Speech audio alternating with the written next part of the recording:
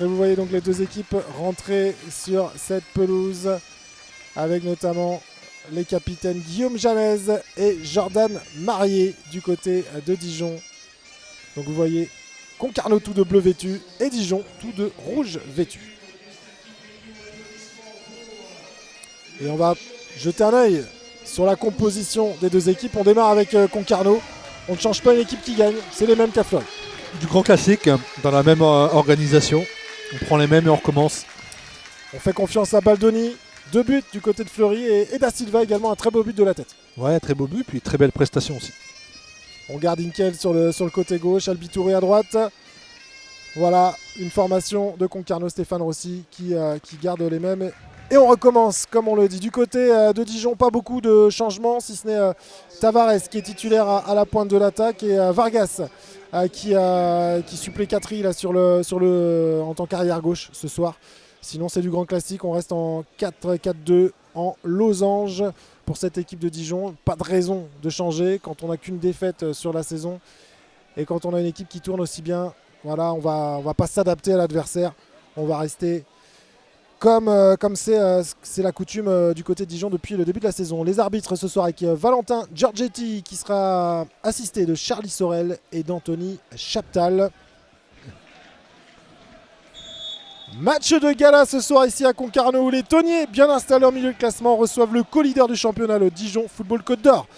Fort de leur dernière victoire à Fleury, les hommes de Stéphane Rossi veulent créer l'exploit et faire tomber pour la seconde fois cette saison cette équipe dijonnaise lancée dans son sprint final pour aller chercher l'accession en Ligue 2.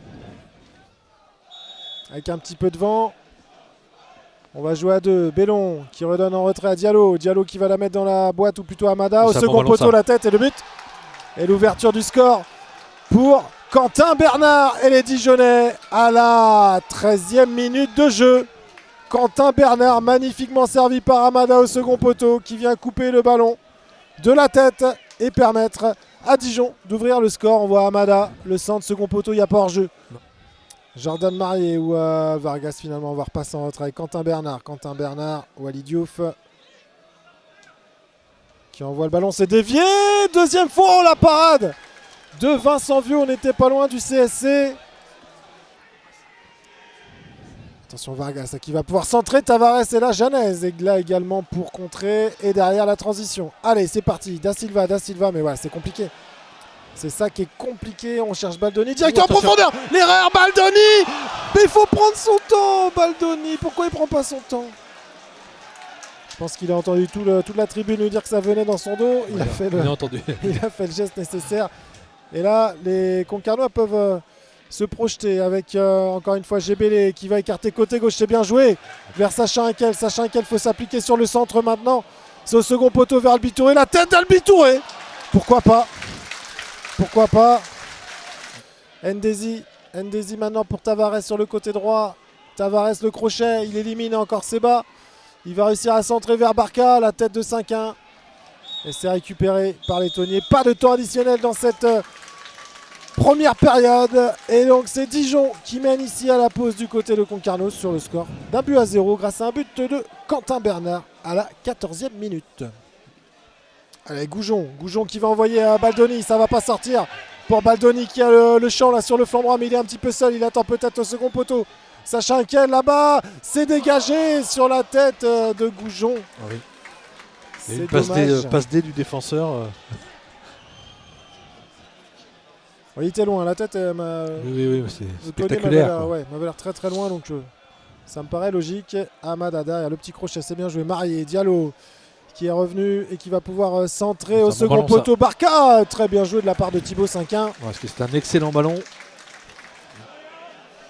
C'est l'avantage.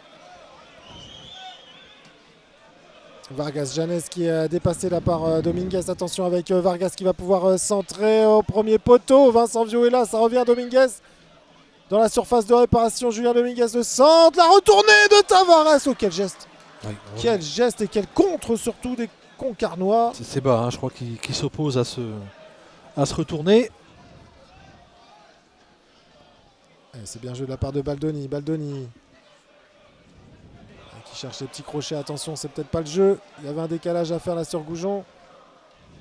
La tête de Domingue, c'est récupéré par Piccolo. Piccolo se bien joué. Le crochet derrière, il va orienter vers Echeverria. Ça, c'est intéressant. Echeverria qui va réussir à se mettre dans le sens du but. Qui va frapper. Ça va passer au-dessus. Ntumi face à Diallo. Bien joué de la part d'Ntumi.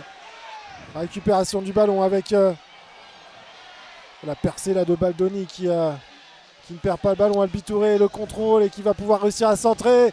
Soukoun à la tête et l'arrêt de Paul Delecroix. Dommage, c'était bien amené. Et ça manquait de puissance de la part de Soukouna. Thibaut 5-1 qui le conserve. Et malheureusement, il n'arrive pas à orienter. Et attention à la contre-attaque Tavares. C'est bien joué de la part de Seba d'avoir laissé traîner son pied. Ça permet au Tony avec Echeverria de pouvoir contrer. Ntumi sur le côté gauche. Ntumi, il y a du monde dans la surface. Il va falloir les servir Allez, c'est compliqué. Si ça passe pour Echeverria qui va servir entre Ntumi, c'est dévié. Et ça sort en corner.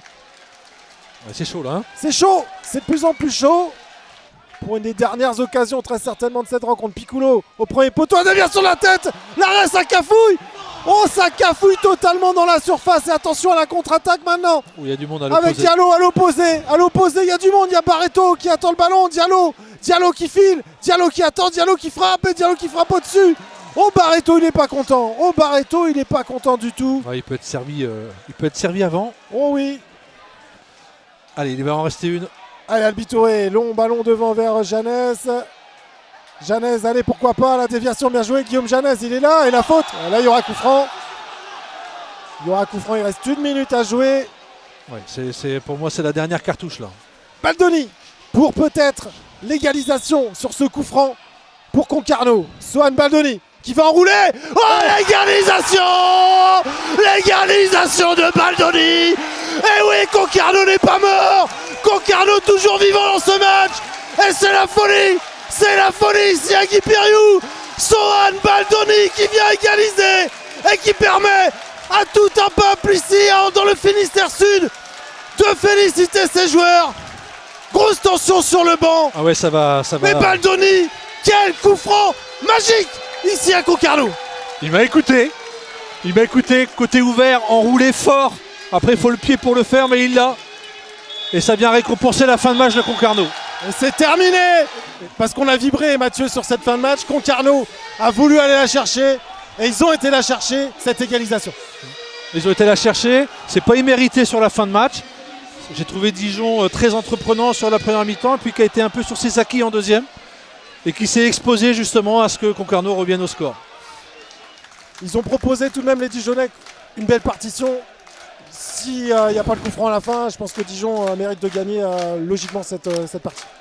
Ouais, après, comme je disais, ils ont laissé aussi Concarneau se créer des situations Alors je ne vais pas dire qu'ils ont déjoué, pas du tout. Mais c'est vrai qu'ils ont un peu plus laissé le ballon aux Concarnois, qu'à eux aussi. Concarneau évidemment a fait les choses un peu différentes aussi que sur cette première mi-temps. Et puis voilà, sur un dernier coup de dé, on n'est jamais à l'abri de prendre un but. Et c'est ce qui est arrivé. Et ça termine au match nul. On est complet pour cette rencontre de la 24e journée du championnat de national entre Concarneau et Dijon. Pour vous rappeler que Concarneau et Dijon ont donc fait match nul ici. Un but partout.